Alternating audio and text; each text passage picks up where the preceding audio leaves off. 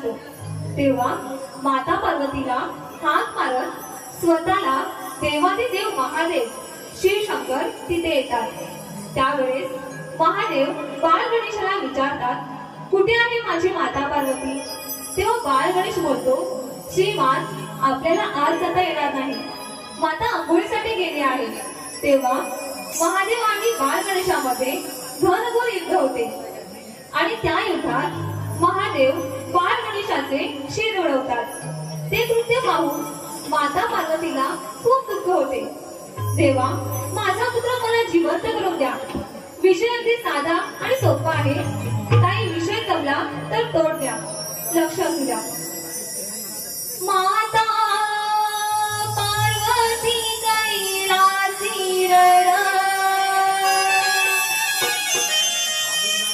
पाहुण त्या बाळाकडं,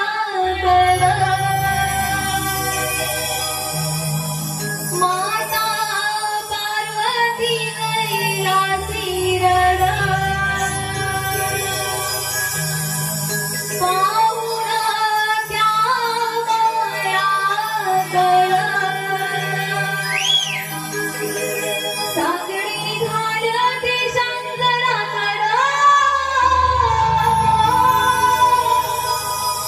सागरी घालते शंकराकडं, माझा पुत्र गणाला जिवंत करुणी लावा त्याचे धडा,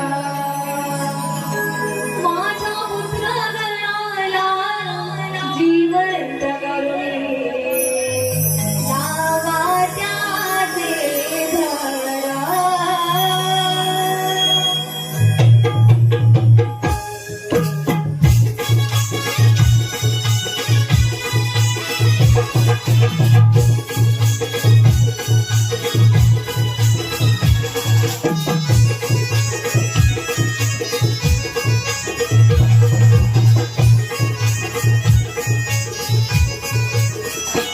माता पार्वती कैलासी रण पाहुण त्या बाळाकडं, माता पार्वती कैलासी रण पाहुण त्या बाळाकडं, सागरे घालते शंकराकडं,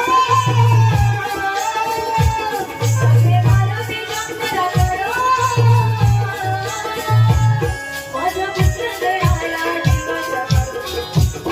जिवंत करुणी लावा त्याचे धडा, माझा पुत्र गणाला जिवंत करुणी लावा त्याचे धडा, माझ्या पुत्र गणाला जिवंत करुणी लावा त्याचे धडा, माझ्या पुत्र गणाला जिवंत करुणी